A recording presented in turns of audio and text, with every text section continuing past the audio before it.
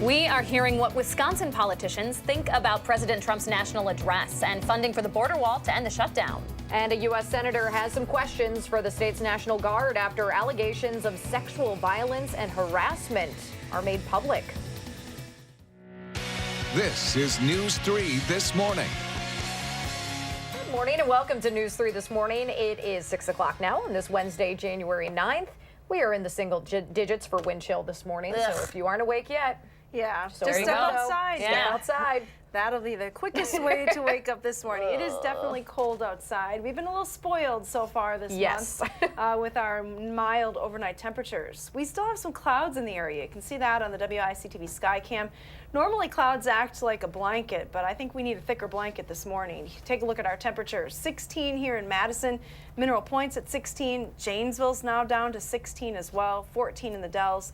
14 in Platteville. Probably haven't hit the bottom just yet. Wind chills are hovering pretty close to zero, and we're seeing negative numbers on the map for the first time in a very long time. Feels like 3 degrees below zero in Platteville this morning. So bundle up as you head out the door. Winds are not going to let up at all today. They'll stay from the northwest 15 to 25 miles an hour, possibly gusting higher at times. High temperatures will only be in the upper teens today.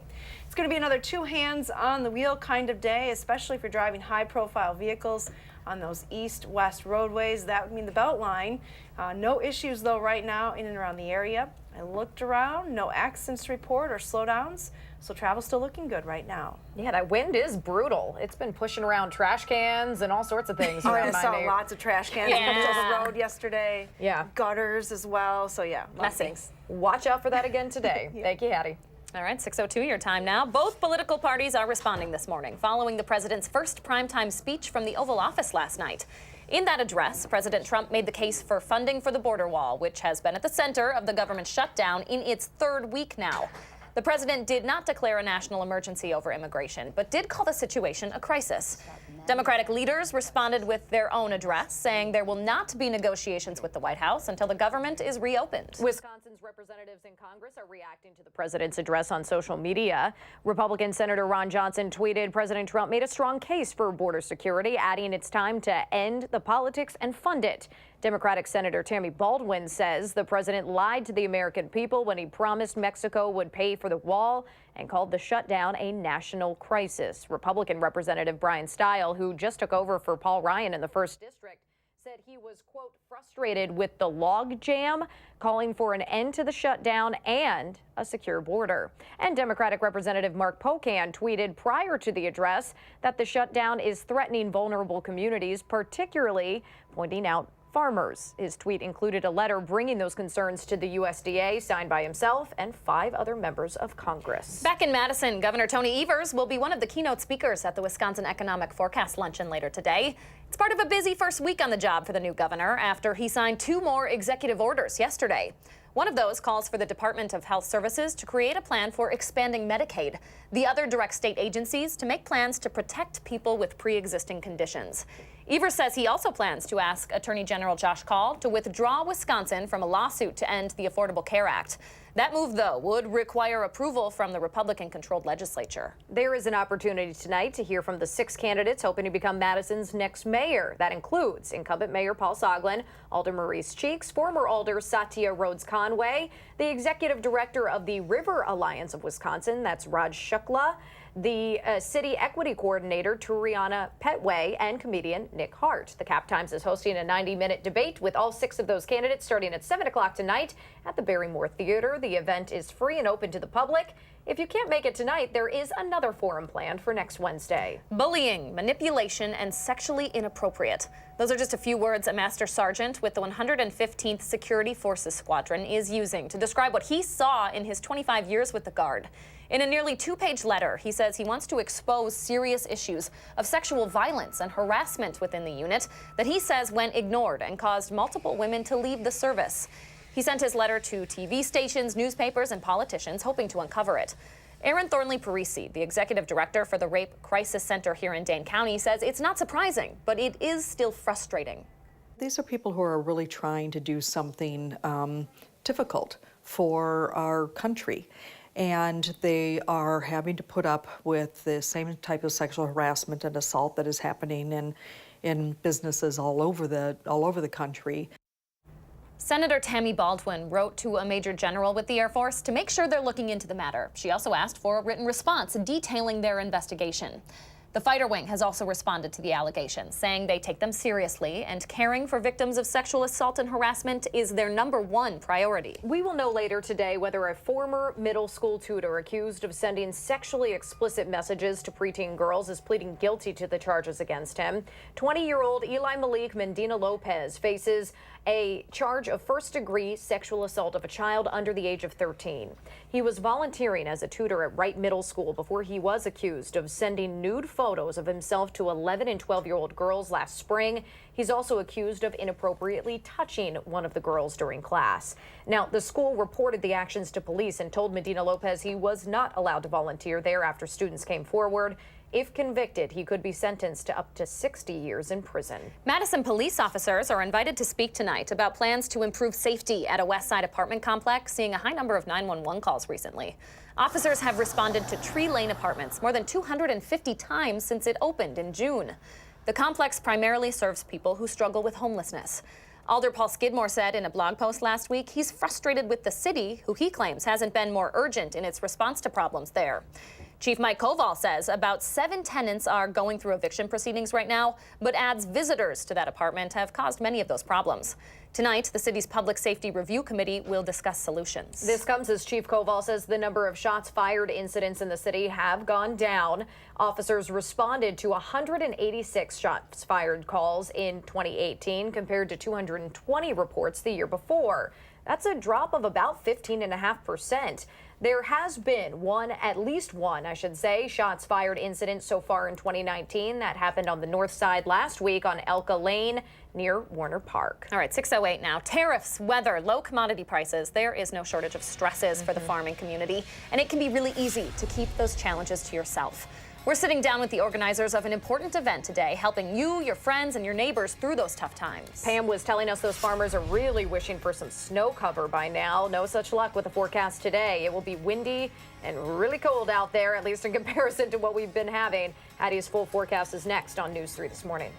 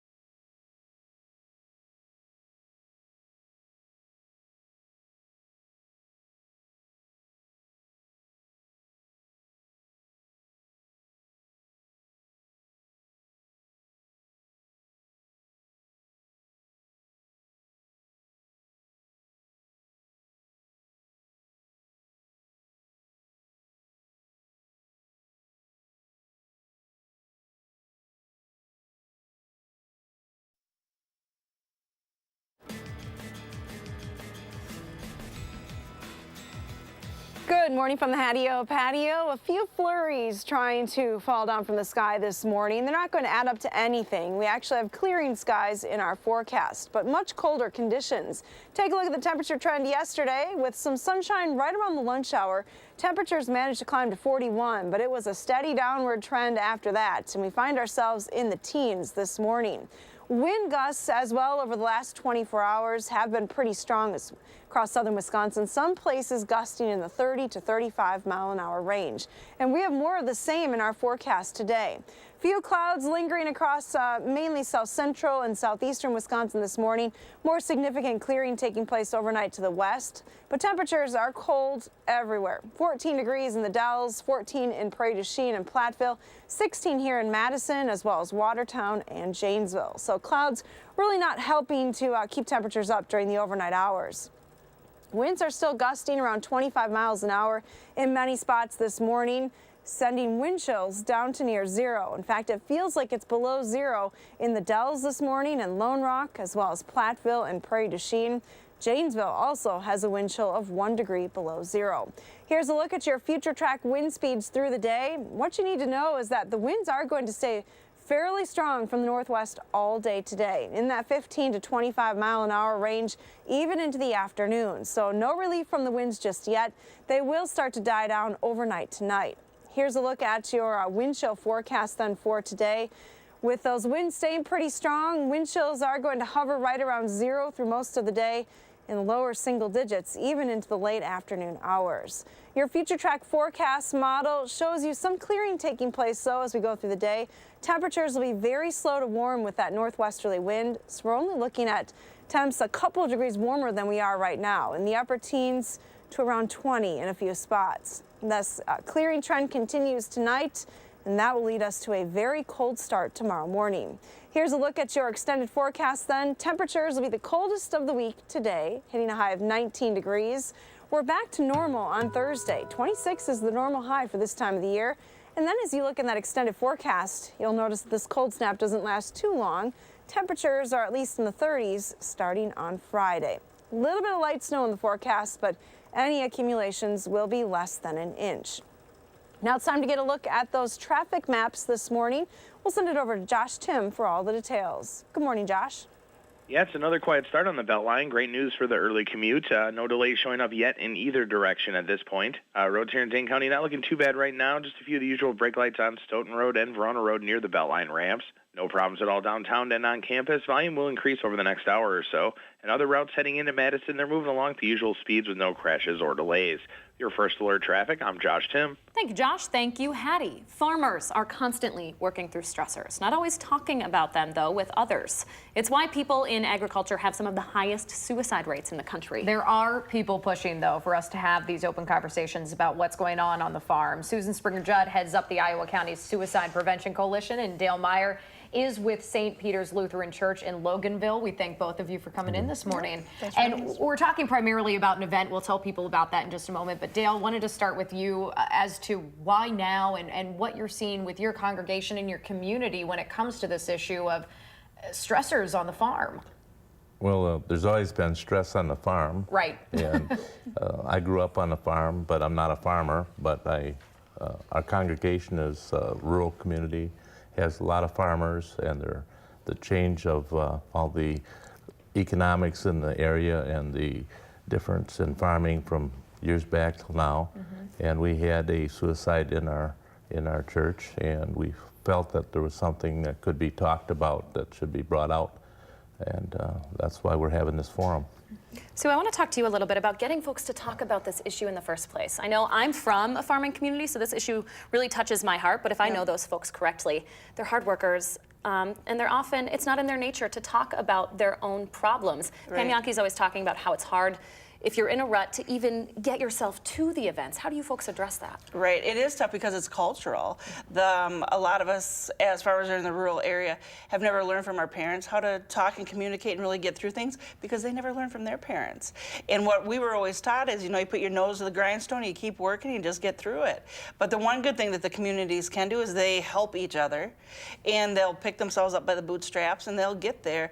The problem is really showing them that they need to be there and and they need to educate themselves. So I think the more people like Dale are out there in these communities that can have QPR trainings, which is question, persuade, refer, have these forums where people to come in and speak and present and have the community educate themselves, I think it'll improve, but it's just the stigma that you're weak if you speak about it, and you're not. It's actually a tough thing to do, so you're actually stronger. And those trainings that you're talking about, you guys are doing them out in Dodgeville once a month right now? We're starting this year. We're going to do them once a month at the hospital and also at our Human Services building, and we have a schedule that we'll get out for that. And Dane County Safe Communities does them once a month in their church up here too. Dale, quickly before we get to the information about today's event, as a man of faith, how do you keep faith going for your crew when you have an event like this and these constant stressors out there? You just be moral support, be a friend, and let them know that there are better times coming. It's more important than ever to be with each other, it sounds It like. is. Right? It is, and don't keep it inside. Keep talking to people. Let's talk a little bit about this event that is happening up in Loganville today. I think we have the information if we could bring that up. What exactly will you folks be talking about? Tell us about that. Well, first of all, we're going to eat. Yeah, of course. Important. Yes, of course. Lunch at 12, and we'll in our church basement, and we're going to have the main speaker is Suzanne, and we have a forum for anyone that wants to speak. And we just need those open forums right now, more important than ever. Noon today, make sure to give Dale a call at the number in your screen there if you're planning on coming, just so they can have a head count. Or just show up. Or just show up. There you have it. All right, you heard it straight from the horse's mouth here. So I want to remind everyone, too, that there is help out there immediately if you need it. And we just always want to stress here that there's a Farmer Center hotline for all of you in agriculture out there that are dealing with these stressful situations. There are resources through them that they can point you toward. And if you are dealing with some, perhaps some self-harming thoughts and feelings, there's a text line, this Hope line, 741-741. Easy number to remember if you need some support there as well. Some really great information there and a really important conversation to be having here in Wisconsin. Thank you so much for joining us this morning. Thank you. Thanks for having us and bringing awareness. Of course, anytime. All right, 6:17 right now. Each American pays more than double for their health care, that is, compared to our counterparts across the pond. At least that's what a new study is saying. This morning, we will tell you why that is after the break. Before that, though, the kiddos are going to want all of the layers this morning as we reacclimate to winter. Addie's using words like blustery to describe her forecast. That's next on News 3 This Morning.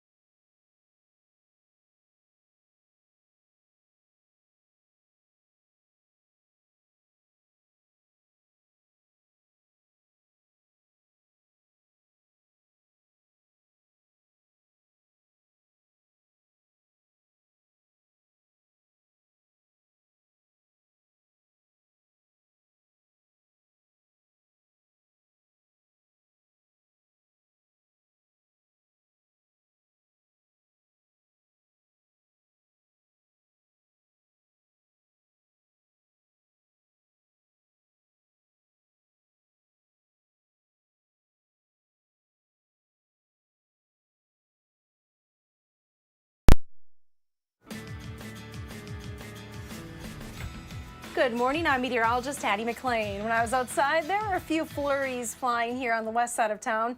Nothing heavy enough really to show up on the radar map this morning. Skies will actually be clearing as we go through the day. Temperatures, though, are cold this morning. We're not used to these temperatures, even though it's pretty typical for this time of the year. Temps are in the mid-teens this morning. Wind chills hovering right around 0. Here's a look at your wind chills over the next 12 hours. Bundle up the kids as they head out the door early today. Wind chills will only be in the lower single digits through the afternoon. As I mentioned, though, sunshine in the forecast. The actual air temperature will climb to a high of 19 later on this afternoon. Have a wonderful day. Hattie, thank you so much. 6:22 right now, and there is new data out showing you and I are spending twice as much on health care compared to people in other developed countries. And it's not necessarily because Americans need more medical services. According to the Johns Hopkins School of Public Health, Americans pay more for drugs, doctor and nurse salaries, hospital administration costs, and other health services compared to people living in other industrialized nations. In fact, in 2016, each U.S. resident spent nearly $10,000 on health care. People living in other developed countries spent about $4,000 per person that year. Meanwhile, the president says he is frustrated with drug companies driving up prices. Mr. Trump has vowed now to lower drug prices here in the U.S., but with the start of the new year, they're only going up. Politico reports drug makers raised prices on more than 250 medications by an average of 6.3% on January 1st. At a White House meeting yesterday, the administration talked about targeting industry middlemen and trying to eliminate incentives for high prices. As fewer people are living in rural parts of the state, fewer babies are being born there too. And as a result, care options for expecting mothers are becoming slim. According to the American Medical Association, 20 of Wisconsin's 76 counties had no OBGYNs as of 2017. Data from the Rural Health Research Center at the University of Minnesota suggests that number will only go up. From 2004 to 2014, 9% of rural counties across the country lost OB services.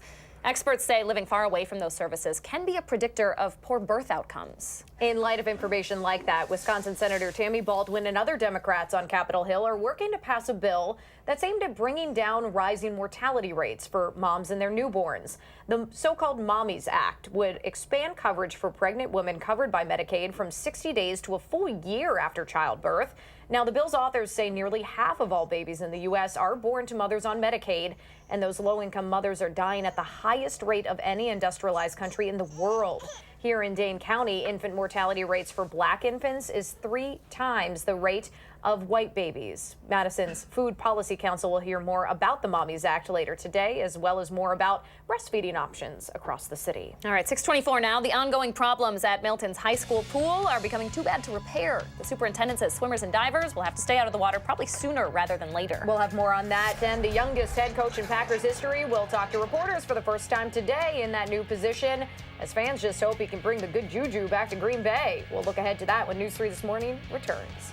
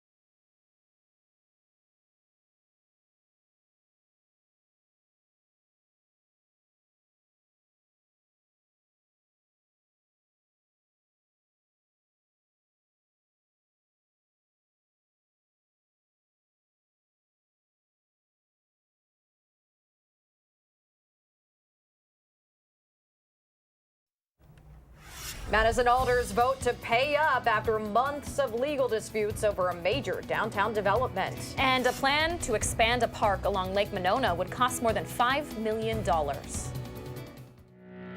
This is News 3 This Morning. Good morning and welcome to the final half hour of News 3 This Morning. It is 6:28 now on this Wednesday, January 9th, and it's finally starting to feel like January, maybe even a little bit colder. We're looking at single-digit temperatures outside. Yeah, at least the wind chill for sure. Let's turn it over to Hattie, clad in her Russian fuzzy hat again, Hads. We haven't seen it in a while. I know, it's been pretty mild, but boy, I'm certainly happy that I have this fur hat today because it is cold outside this morning. You can hear the wind howling in the trees behind me, so if you're headed out the door right now, don't forget to bundle up. You might even want to warm up the car a little bit. Temperatures are running about 20 degrees colder in most spots this morning, so it is a significant change. Here's a look at what it feels like. And it feels like it's below zero in many spots. 3 below zero is the wind chill in Prairie du Chien, 2 below in Platteville, 3 below in the Dalles, and 1 below in Janesville. Madison's wind chill is just 2 degrees above zero. Wind chills over the next 12 hours aren't going to move much today. We have a strong northwesterly wind. And even though we have some sunshine in the forecast, it's going to feel cold all afternoon. Here's a look at your first alert traffic maps this morning. No major issues to report right now, just a few brake lights showing up on Stoughton Road. Otherwise, travel headed into Madison. Looks like you're still going at posted speeds on all those major routes into the city. And that's your first alert traffic. All right, thank you so much, Hattie. Just into the newsroom this morning. Police say a teenager is facing charges for causing a crash and then later a fight that ended with a woman hit in the head with a hammer. Now, this all happened in Janesville around 9:30 last night on Afton Road and Falling Creek Drive near the Rock River, just south of Highway 11. Janesville police say a 16-year-old driver crashed into another car there, sending the 26-year-old driver of that car to the hospital. 4 others in the 16-year-old's car were also taken to the hospital. The story does not end there, though. After the crash, the 16-year-old left the scene and was involved in a fight where a woman was hit in the mouth with a hammer. In addition to the crash charges, the 16-year-old is also facing a battery charge, along with a 15-year-old who was there. The 4 others in the hospital are also facing charges. Madison police are looking for 2 suspects who may have been shot by the neighbor they tried to rob overnight. Officers were called to the 600 block of North Carroll Street near Lake Mendota just after 10:30 last night. Someone inside that house fired shots at 2 people who broke into the home. It's unclear if the suspects were actually hit by gunfire. Anyone with information, though, should call Madison police. Officers also investigating 2 armed robberies in a 9-hour span at gas stations in the village of Windsor. The first one happened just before 5 yesterday afternoon at the Mobile gas station on Lake Road in Windsor.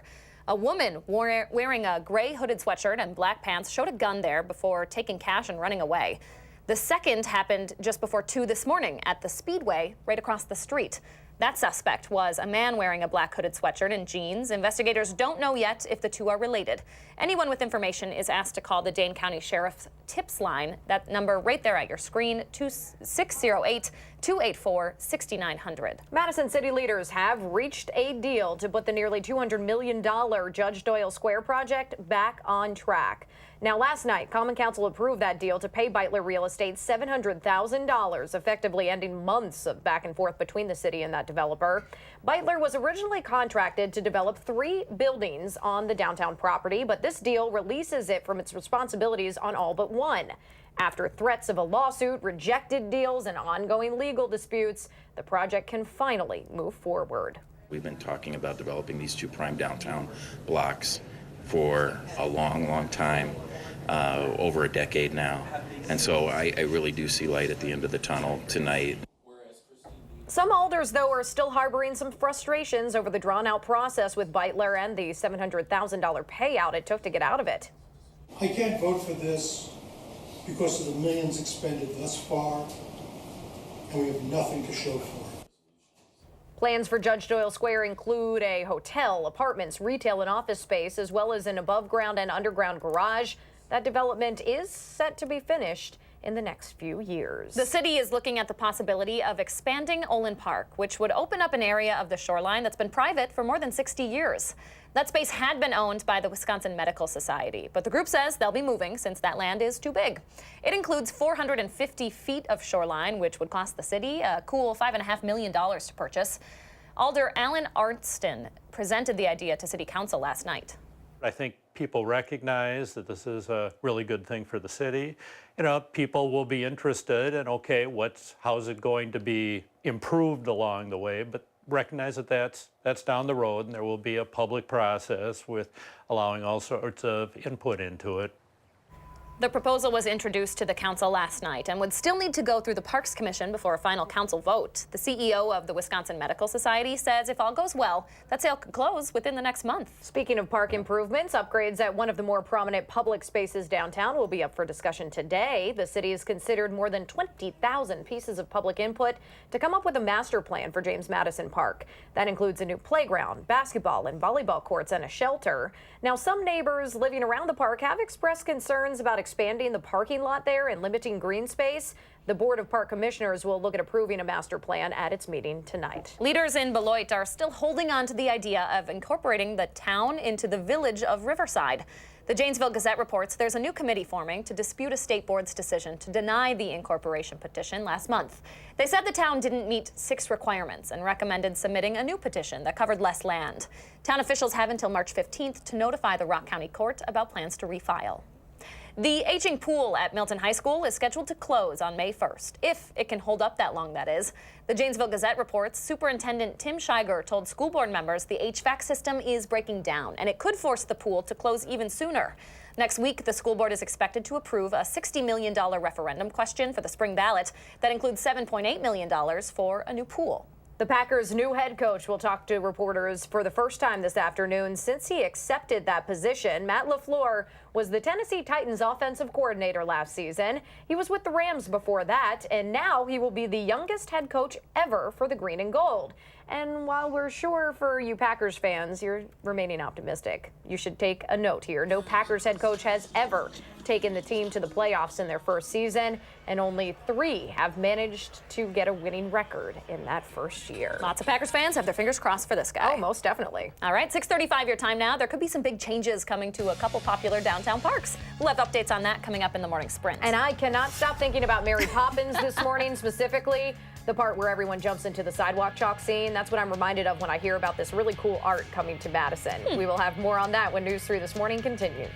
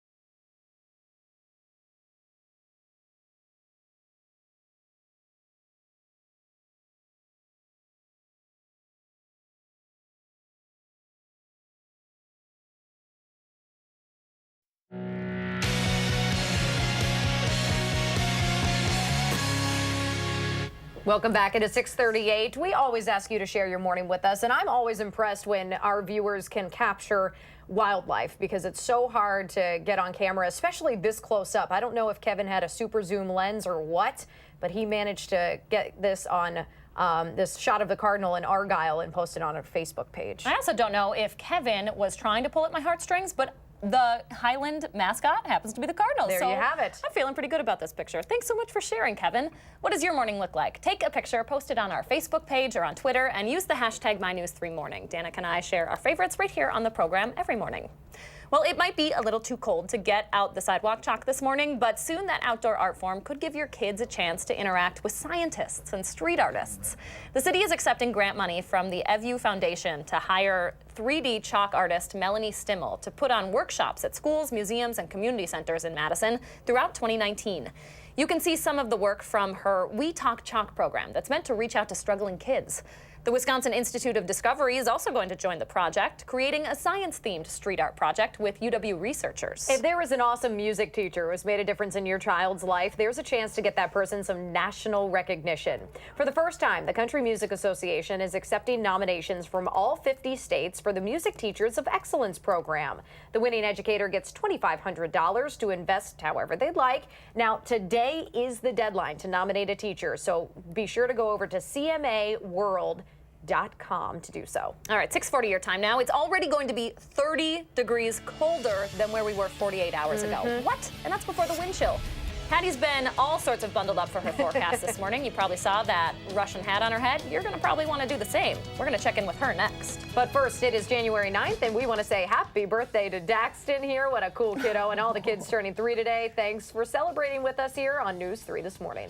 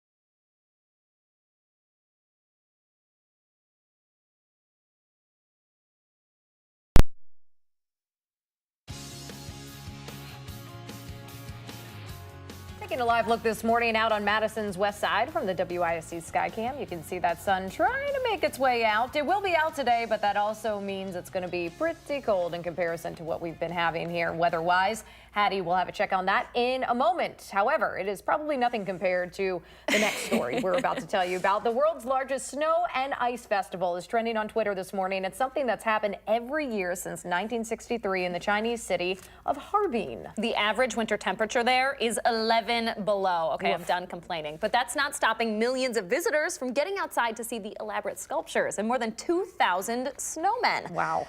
That's gorgeous. Let's be honest, though, this little guy is stealing the show. You can see why. Penguins from a nearby Arctic-themed aquarium got to slip and slide around the ice festival. Is he wearing a backpack? I think he's wearing a backpack. Their caretaker says this event is a type of training for penguins to experience nature. Oh, that is really cute. I don't know what's in his backpack. He's like, oh, nope, I'm done with this. Nope. Time to go back home. I don't think that's going to happen anytime soon. Okay, we are just quacking up about this one. Sorry, I couldn't resist. Thank you. Thank you. Craig behind the camera there laughing at my silly jokes. Museums around the world are trying to brighten your day by posting their best duck pictures on social media. You saw some vintage pictures there, some paintings, Egyptian antique ducks, that duck amphibious vehicle you saw, and then this guy. Oh. This guy stealing some leftover scraps from a plate at the Radcliffe Observatory. That guy's face in the background like, I'm sorry, what? I don't think you know this about me, Danica, but I happen to be a duck connoisseur. Do you let them eat off your plate like that too? I would. No. You better get away from my lunch. Better get away. Lots of fun stuff on the internet too. There's also trending today. This is our producer Melissa's favorite story. Paris's first nudist restaurant closing after only a year due to lack of customers. Greg likes that one too. Well, you couldn't, there was so many puns on Twitter this morning, like couldn't get enough, they had not enough skin in the game, barely enough customers. Were barely there. I don't know. I prefer clothes on when I'm eating. But going to the duck is naked, so I guess he would like it. Maybe invite him next time. That's true. That's true. I think a duck museum would go over a little better. Maybe. That's Paris's next duck thing. Restaurant. Yeah. Leah's just going to move to Paris and open that. All right. We will not ask Hattie McLean what she feels about the nudist restaurant because, goodness gracious, you're going to want all of the layers considering the forecast today, Hads. Yeah. Can we just go back to the penguin in the backpack? Yes. I think that's a much better story. You definitely want extra layers today. It is a cold one. Our forecast high is 19 degrees. That's actually below normal. Normal high is 26 this time of the year. We're at 16 here in Madison. Interesting to note, though, sunrise is at 7:29. Starting tomorrow, we start to gain some daylight at the beginning of the day. That's the good news. Temperatures, though, as I mentioned, are pretty chilly around here. 16 in Watertown, 16 in Madison, down to 13 right now in the Dells. Let's zoom the map out a little bit and show you the Midwest perspective. You can see just how cold it is to the north and west. 7 degrees in Minneapolis, 5 in International Falls, as well as Bismarck. When you factor in the wind, it feels even colder. Double-digit below zero numbers across much of Minnesota this morning. Wisconsin, a little bit warmer. Wind chills are still hovering right around zero here in Madison and the surrounding areas. The weather is quiet around here, though. No flight delays right now being recorded across this part of the country or coast to coast, so that is good news.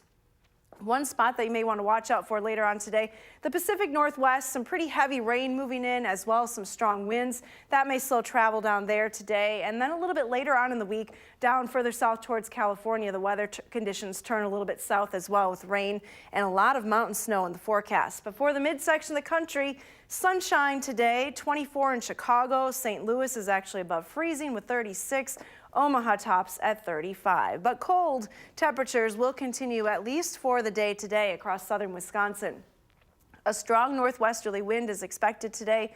As high pressure moves in tonight, though, by overnight tonight into tomorrow, those winds will let up. So not as strong in the wind department tomorrow. And with a warm front advancing across the plains, here you see it in the Dakotas, I do expect gradually milder air to move into the region. So temperatures will moderate as we go through the week right into the upcoming weekend. Don't see a lot of precipitation in the area, though. Things are going to stay pretty quiet for us. So our high temperature trend is actually, as I mentioned, below normal today. But look at over the next 10 days. We trend above normal once again. Your pinpoint city forecast highs today, 19 in Fort Atkinson as well as Watertown. We'll see some sunshine, especially through the afternoon. May see a few more 20s on the map to the west from Mineral Point down to Cuba City.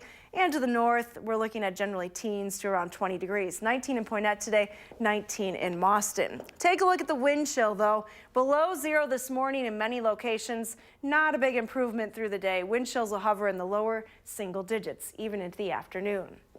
Here's a look at your extended forecast then. Temperatures will moderate, as I mentioned, and heading into the upcoming weekend. We're back into the 30s. Only real chance for precipitation coming late Friday into Saturday. Looks like a little light snow is possible, but any accumulations will likely be less than an inch. Here's a look at Rocky in Lodi. Love it. Getting a close-up there with the camera. Oh, buddy. Looks a little warmer that day. Does the It grass does. look even a little bit green there? Yeah, A little bit. Rocky's going to need a sweater today. for sure. All right, thank you, Hattie. You're welcome. Morning Sprint's coming up next right here on News 3 This Morning.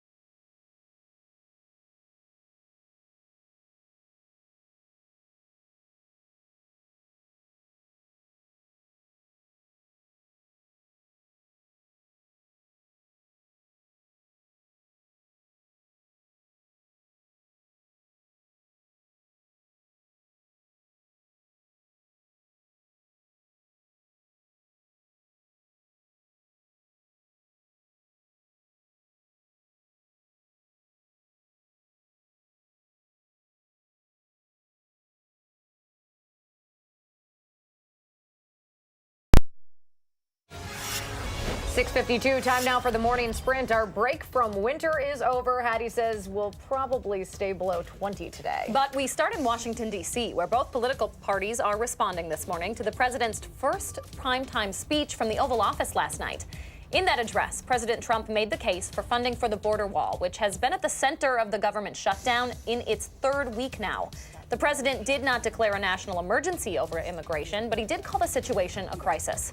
Democratic leaders responded with their own address, saying there will not be negotiations with the White House until the government is reopened.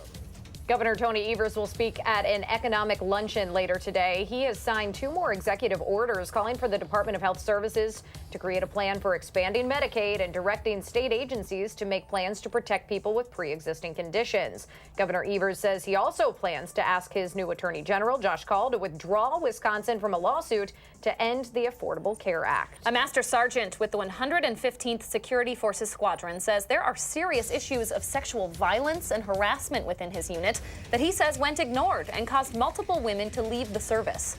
Senator Tammy Baldwin wrote to a major general with the Air Force to make sure they're looking into the matter. The fighter wing has responded to those allegations, saying they take them seriously and caring for victims of sexual assault and harassment is their #1 priority. A teenager is in custody this morning for allegedly causing a crash and a fight that ended with a woman getting hit in the head with a hammer. Now, this all happened in Janesville around 9:30 last night. Janesville police say that 16-year-old driver crashed into another car. That other driver and 4 of the teen's passengers were all taken to the hospital. Then, after the crash, the 16-year-old allegedly left the scene and was involved in a fight. And that's where a woman was hit in the mouth with a hammer. That teenager faces multiple charges, including battery. 4 others also face various charges. In our forecast today, 2 words, wind chill. Our temperatures are down in the teens this morning, but wind chills through the day will hover right around 0. As you head out the door, look for a little bit of sunshine, especially towards the afternoon. Temperatures topping only in the upper teens.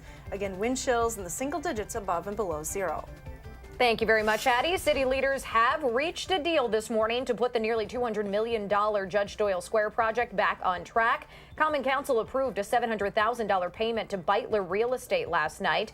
The city will now take ownership over 1 of 3 buildings when it's completed. The project also includes a hotel, apartments, retail and office space, as well as parking. The city also looking at the possibility of expanding Olin Park, which would open up an area of the shoreline that's been private for more than 60 years now. That space had been owned by the Wisconsin Medical Society, but the group says they'll be moving since the land is too big for them. It includes 450 feet of shoreline, which would cost the city $5.5 million to purchase. Speaking of park improvements, upgrades at one of the more prominent public spaces downtown is up for discussion today. The master plan for James Madison Park includes a new playground, basketball and volleyball courts, and a new shelter. Some neighbors living around there have expressed some concerns about expanding parking lots and limiting green space there. The Board of Park Commissioners will look at approving the master plan at its meeting tonight. And for the first time in quite a while, we are talking about gas prices going up across Wisconsin at about $2.04 this morning. In Madison, though, the average cost of a gallon of regular is steady at $2.02. Still, that's more than 40 cents cheaper than this time last year and about 20 cents less than the national average. AAA says demand for gas is at its lowest level in nearly 2 years. The Madison-based cancer diagnostics company Exact Sciences is seeing a significant jump on Wall Street this week. The State Journal reports stocks were up 15% to start the week after the company announced it expected almost 1 million people used their at-home colorectal cancer test called Cologuard last year. This year, Exact Sciences is planning to open that new clinical lab off Schrader Road and integrate its ordering system into Epic software. Deep dish enthusiasts might want to plan now for the extra calories ahead of a popular Chicago-based chain coming to Madison. Giordano's announced it will create locations in Madison and Kenosha. At one point, Giordano's had a location in Milwaukee, but that closed in 2002. So these 2 new locations will mark a return to the state for the pizza hotspot. 6:56 right now. Let's get one more check on traffic with Josh Tim this morning. Hi, Josh. Yeah, good morning. Starting to pick up on the westbound side of the Beltline as everyone heads out for the day. Look for brake lights near the Stoughton Road exit. Inbound John Nolan, you're tapping the brakes at Olin Avenue and North Shore Drive, but really nothing that'll slow you down more than an extra minute or 2. And other routes heading into the city, they're moving along at the usual speeds right now with no major crashes or delays. Your first alert traffic, I'm Josh Tim. Thank you so much, Josh. And we do have a few clouds in the area still this morning, but cold temperatures across southern Wisconsin. Here's the view. No fog in the area. We have very strong winds today. Winds will be from the northwest at 15 to 25 miles per hour, holding high temperatures only to the upper teens. And again, wind chills will hover right around 0 through the day.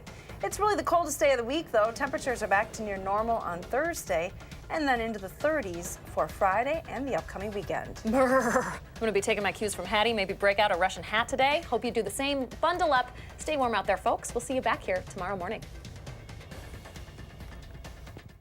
Making plans that are weather dependent? Get an accurate 12-hour, even a 10-day forecast. Download the Channel 3000 First Alert Weather app and start planning.